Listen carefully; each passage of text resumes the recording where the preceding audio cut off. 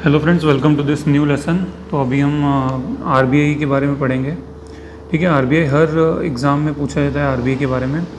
और स्पेशली अगर आप स्टेट सिविल सर्विस देखोगे तो प्री में भी है और मेंस में भी आरबीआई का स्ट्रक्चर, फंक्शन और उसके बारे में दिया हुआ है। ठीक है, तो शुरू करते हैं। तो देखो, सबसे पहले हमको देखना है कि बैंक क्या होते हैं। तो बैंक क्या होते हैं? आपके फाइनेंशियल इंटरमीडिएरीज होते हैं। फॉर एग्ज़ाम्पल कि यहाँ पे एक लेंडर है, पैसे देने वाले, और एक बोरोवर है, पैसे लेने वाले। ठीक है, तो यहाँ पे बैंक होगा ना, वो बैंक एक इंटरमीडिएरी का काम करेगा। वो क्या करेगा? इससे पैसे लेगा और इसको पैसे देगा। तो इससे वो जब पैसे लेगा तो इसको एक इंटरेस्ट रेट वो देगा, इसको वो एक इंटरेस्ट रेट देगा। ठीक है, सपोज 4% इंटरेस्ट रेट वो इसको देगा। और जिसने बैंक से पैसे लिए हैं उसको उससे ये इंटरेस्ट रेट लेगा, सपोज 5%। तो ये उसकी क्या हो जाएगी? इनकम हो जाएगी। ये बहुत बेसिक बताया मैंने। तो इसको हम बोलते हैं फाइनेंशियल इंटरमीडिएरीज। ठीक है, अब क्या हुआ, आपको हम बैंकिंग की बहुत ब्रीफली हिस्ट्री डिस्कस करेंगे। दूसरे लेक्चर में डिटेल में बैंकिंग की हिस्ट्री को डिस्कस करेंगे, क्योंकि अभी हमारा मेन फोकस आरबीआई है। तो बैंक्स क्या हुआ कि आपको पता है कि यहाँ अंग्रेज़ आए थे। ठीक है, अंग्रेज़ों ने फिर उसके बाद वो मेन तो एज ए कमर्शियल बॉडी आए थे। East India Company as a commercial body ही आई थी। ठीक है, तो वो जब कमर्शियल बॉडी आई थी ऐसे, तो उसके बाद उसने क्या करा, प्रॉफिट मेकिंग शुरू करी। तो वो वहाँ पे बहुत सारी कॉटन मिल्स हुई। तो और वहाँ पे उस टाइम वर्ल्ड वॉर का टाइम था। ठीक है, तो वहाँ पे ऐसे बैंक्स की बहुत ज़रूरत थी। ठीक है, अभी के लिए आप इतना ध्यान रखो। तो बैंक्स बने। बैंक्स कहाँ से बने? जैसे हमारी जो प्रेसिडेंसी टाउन्स थे, तो कौन से थे? बॉम्बे था, कलकत्ता था, मद्रास था, ये सब प्रेसिडेंसी टाउन्स थे। तो यहाँ पे क्या हुआ? बैंक बने। ठीक है, बैंक सबसे पहले जैसे बंगाल में बना, उसके बाद आप इधर महाराष्ट्र आ गए, इधर नीचे मद्रास आ गए। तो इस तरह से बैंक्स बने। उसके बाद भी धीरे धीरे बैंक्स बने। ठीक है, जैसे पंजाब नेशनल बैंक बना, उसमें लाला लाजपत राय, ठीक है, 1894 में बना। तो इस तरह से बैंक्स बनते गए। ठीक है, बैंक्स बनने के बाद क्या हुआ कि एक ऐसे सेंट्रल बैंक की ज़रूरत लगी जो कि इन सब बैंक्स को मॉनिटर करे, जिससे कि लोगों का पैसा ना डूबे। ठीक है, तो जैसे अब हम ये देखेंगे, जैसे 1913। तो 1913 में क्या हुआ कि जो commercial banks were required to register under the companies act, but monitoring was lax. मतलब क्या था? देखो, अभी क्या होता है, सीआरआर होता है। सीआरआर क्या होता है कि इसमें बैंक्स को कुछ सारा जो पैसा उनके पास आता है, वो सारा पैसा वो लोन में नहीं दे सकते। उनको कुछ पैसा रखना होता है, जिससे कि जिन लोगों ने पैसा डिपॉजिट रखा हो वो सिक्योर हो। ठीक है, तो ऐसा 1913 में एक्ट आया, कमर्शियल बैंक्स को कंपनीज एक्ट के अंडर जो है रजिस्टर करना रहता था, और लेकिन मॉनिटरिंग बहुत कम थी। ठीक, उसके बाद 1926 में एक कमीशन बैठी, हिल्टन यंग कमीशन। तो हिल्टन यंग कमीशन ने सबसे पहले रिजर्व बैंक ऑफ इंडिया की बात कही कि इस तरह से एक कमीशन होनी चाहिए। ठीक है, 1926 में। उस टाइम ब्रिटिशर्स ने ये बात इतनी ज़्यादा ध्यान से नहीं सुनी। फिर 1929 में क्या हुआ, अमेरिका में बहुत डिप्रेशन आ गया। ठीक है, सब कुछ डूब गया। इससे क्या हुआ कि बहुत सारे बैंक्स कोलैप्स हो गए। ठीक है, ब्रिटिश गवर्नमेंट को। तो इसलिए फिर बैंक्स जब डूबे तो ब्रिटिश गवर्नमेंट ने समझा कि अब जो है बैंक बनाने, एक सेंट्रल बैंक बनाने की ज़रूरत है। तो इसलिए 1934 में reserve bank of India act पास हुआ। ठीक, लेकिन इसके बाद भी क्या था कि जो reserve bank of India act पास हुआ, उसके पहले गवर्नर बने ऑसबॉर्न स्मिथ, लेकिन जो गवर्नमेंट की ओनरशिप थी वो कितनी थी? जस्ट 4.4% ही थी। ठीक है, ज़्यादा नहीं थी, इतनी ही थी। ओके, तो 1935 में भी कुछ बैंक्स के ऊपर, जिनको हम शेड्यूल बैंक्स कहते हैं, जिनका एक कैपिटल होता है, उनके ऊपर थोड़ी आरबीआई ने निगरानी रखना शुरू की। ठीक है, लेकिन बाद में फिर जब इंडिपेंडेंस, देश आज़ाद हो गया, उसके बाद एक एक्ट पास हुआ जिसको हम बोलते हैं RBI transfer of ownership act 1948 में। तो उसमें क्या हुआ कि जो आरबीआई के शेयर्स थे वो मेनली किसको ट्रांसफ़र हो गए? वो गवर्नमेंट ऑफ इंडिया को ट्रांसफ़र कर दिए गए। ठीक है, तो ये इस तरह से। उसके बाद आरबीआई ने बैंक्स के ऊपर रेगुलेशन थोड़े बढ़ा दिए। तो उसमें क्या होगा कि जिसको भी बैंक खोलना है उसको आरबीआई से लाइसेंस लेना पड़ेगा, ठीक है, बैंकिंग रेगुलेशन एक्ट। तो give licence to company to open banks, give permission banks to open new branches. उसके बाद आपके एसएलआर आया। एसएलआर भी उसी तरह से है, हम बाद में डिस्कस करेंगे कि जो बैंक्स हैं वो सारा पैसा लोन में नहीं घुमा सकते, उनको कुछ पैसा रखना होता है। तो एसएलआर, सीआरआर, ये सब वही चीज़ हैं, ठीक है। तो ये इस तरह से हुआ। उसके बाद अब हम देखेंगे आरबीआई का स्ट्रक्चर। तो ये हमने आरबीआई की हिस्ट्री देख ली। आपको मेन यही ध्यान रखना है कि 1926 में हिल्टन यंग कमीशन ने रिकमेंड किया। उसके बाद 1929 में जो है आपका डिप्रेशन आ गया। उसके बाद फिर सीरियस हुई। फिर 1935 में आरबीआई का एक्ट आया। देन 1948 में ट्रांसफ़र ऑफ ओनरशिप एक्ट आया। तो इस तरह से ये एक्ट बने, ठीक है। और ये आपका जो है इस तरह से बैंक बन गया। अब हमको देखना है आरबीआई का स्ट्रक्चर। तो मैंने आपको बताया आरबीआई किसका है, तो आरबीआई है आपका गवर्नमेंट का, ठीक है। तो गवर्नमेंट का है तो एक तो इसमें होगा सेंट्रल बोर्ड, या आरबीआई आपका, तो एक तो इसमें हो गया आपका सेंट्रल बोर्ड ऑफ डायरेक्टर्स। ये सेंट्रल बोर्ड ऑफ डायरेक्टर्स होगा। सेंट्रल बोर्ड ऑफ डायरेक्टर्स में भी एक तो हैं आपके नॉन ऑफिशियल लोग और एक हैं आपके ऑफिशियल लोग, ठीक है। एक क्या हैं आपके नॉन ऑफिशियल और दूसरे क्या हैं आपके ऑफिशियल। जो ऑफिशियल हैं, ऑफिशियल्स में कौन आएंगे आपके, एक तो गवर्नर आएगा आरबीआई का, और एक आएंगे आपके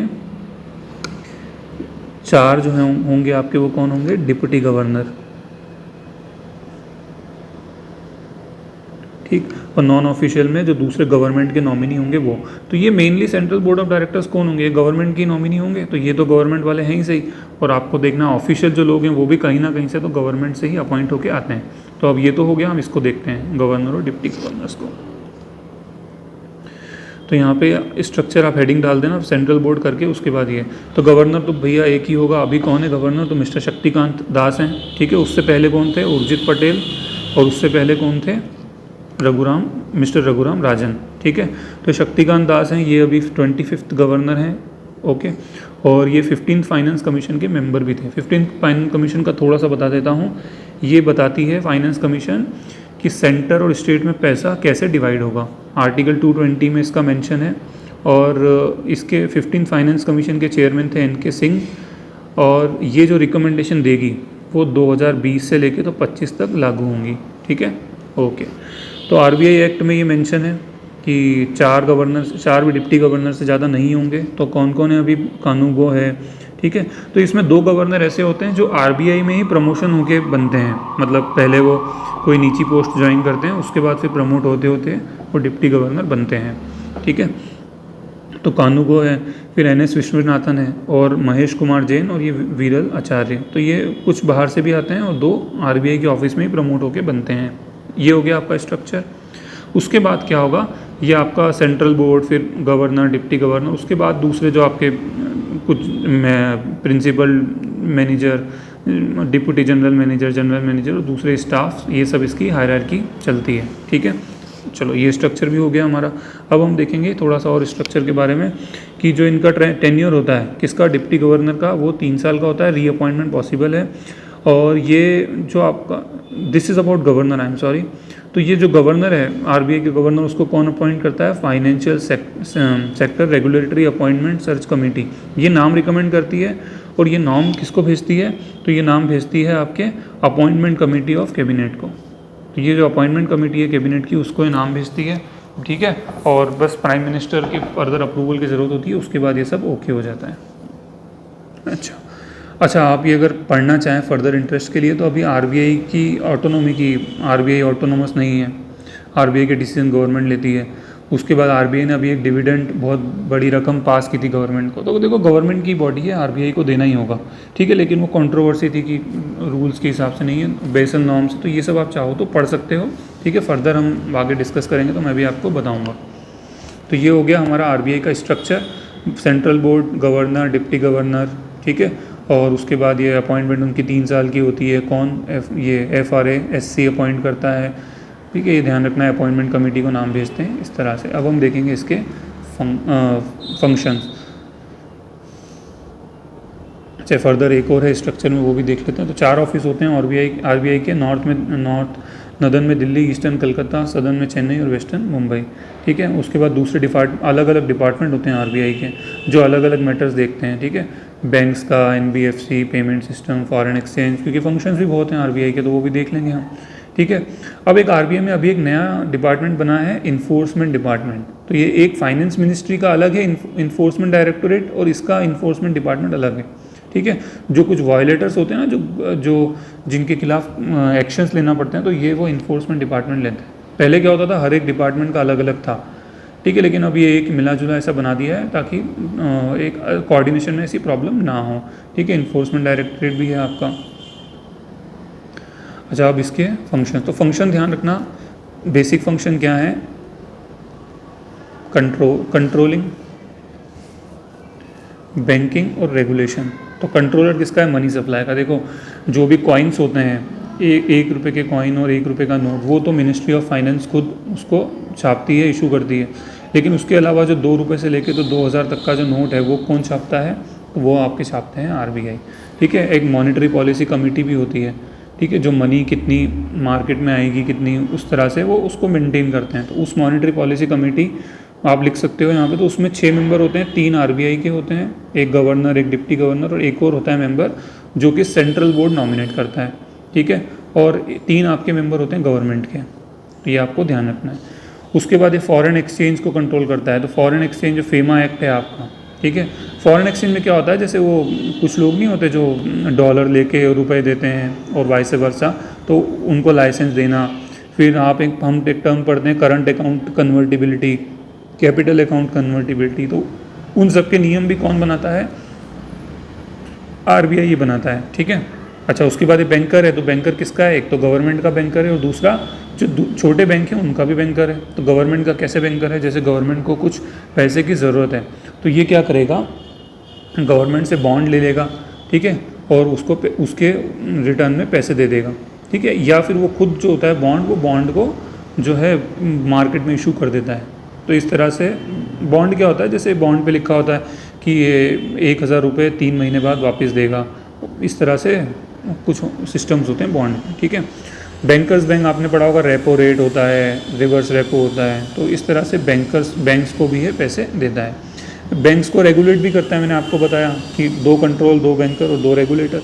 तो रेगुलेट में बैंक्स को रेगुलेट करता है, बैंकिंग रेगुलेशन एक्ट है। ठीक है, उसके बाद ये AIFI, NBFC और इनके दूसरे जो इंस्टीट्यूशंस हैं उनका भी है रेगुलेटर है। उसके बाद ये प्रमोशनल रोल्स भी प्ले करता है। तो प्रमोशनल रोल्स क्या होते हैं आपके, कस्टमर प्रोटेक्शन थ्रू अम्बड्समैन। ठीक है, फिर दूसरे जो है अवेयरनेस क्रिएट करना और दूसरे नॉर्म्स लाना। ये आपको पता होगा कि बैंक्स के एक प्रायोरिटी सेक्टर लेंडिंग होती है।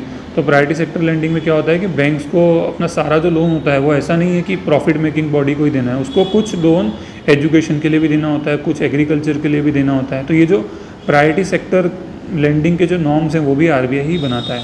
ठीक है, फाइनेंशियल इंक्लूजन, रूरल कहाँ ब्रांच है, किस तरह से ब्रांच खोलना, तो वो भी जो है आरबीआई करता है। फिर आरबीआई बहुत सारी रिपोर्ट्स भी पब्लिश करता है। ठीक है, उसमें से एक सबसे इंपॉर्टेंट रिपोर्ट होती है फाइनेंशियल स्टेबिलिटी रिपोर्ट। ठीक है, फिर उसके बाद report on trend and progress of banking in India, handbook of statistics on Indian economy, तो वो भी करता है। उसके बाद ये इंटरनेशनल जो कॉपरेशन भी करता है, जैसे G20, IMF और इनके साथ जो बेसल नॉर्म्स होते हैं वो बैंकिंग से रिलेटेड होते हैं। एक बार यूपीएससी से पूछा था कि व्हाट आर बेसल नॉर्म्स, किससे रिलेटेड है बेसल नॉर्म। तो सिंपल आपको यहाँ पढ़ ही लिया, तो बेसल नॉर्म किससे रिलेटेड है, बैंकिंग से। ठीक है, फाइनेंशियल स्टेबिलिटी बोर्ड होता है एक। तो इस तरह से सब कुछ होता है आपका। ठीक, तो ये आपने पढ़ा अभी आरबीआई के फंक्शन। तो अभी एक रिवीजन मार लेते हैं फटाफट। तो हमने सबसे पहले आरबीआई की हिस्ट्री देखी, Hilton young commission, act of 1935, act of 1948। Okay, चलो आरबीआई का उसके बाद हमने क्या देखा, स्ट्रक्चर देख लिया। उसके बाद हमको देखना है आरबीआई की हिस्ट्री देख ली। उसके बाद हमने स्ट्रक्चर देखा, सेंट्रल बोर्ड ऑफ डायरेक्टर्स। ठीक है, ऑफिशियल, नॉन ऑफिशियल। ऑफिशियल में गए तो आरबीआई के governor, deputy governor, okay, and then governor, deputy governor की एक गवर्नर, 4 डिप्टी गवर्नर। गवर्नर को अपॉइंट किया किसने, FRSAC। और उसके बाद आपके जो फर्दर स्टाफ्स वो भी देख लिया हमने। उसके बाद इसके फंक्शन देखे, तो फंक्शन में क्या देखा हमने, बैंक, दो आपके कंट्रोलर, मनी सप्लाई का, फॉरेन एक्सचेंज का, गवर्नमेंट का बैंकर, दूसरे बैंक्स का बैंकर, रेगुलेट करता है, बैंक्स को रेगुलेट करता है, और दूसरे जो इंस्टीट्यूट हैं जो नॉन बैंकिंग फाइनेंशियल इंस्टीट्यूशंस हैं, ठीक है, उनको भी रेगुलेट करता है। उसके बाद ये पब्लिकेशन करता है, प्रायोरिटी सेक्टर लेंडिंग्स के नॉर्म डिसाइड करता है, ठीक है। तो ये सब हो गया। तो इतना ईजी है आरबीआई। अगर आपको 15 नंबर में भी क्वेश्चन आएगा तो आप लिख दोगे, ठीक है। Thank you so much friend. Please comments में बताएं आपको लेसन कैसा लगा। Thank you.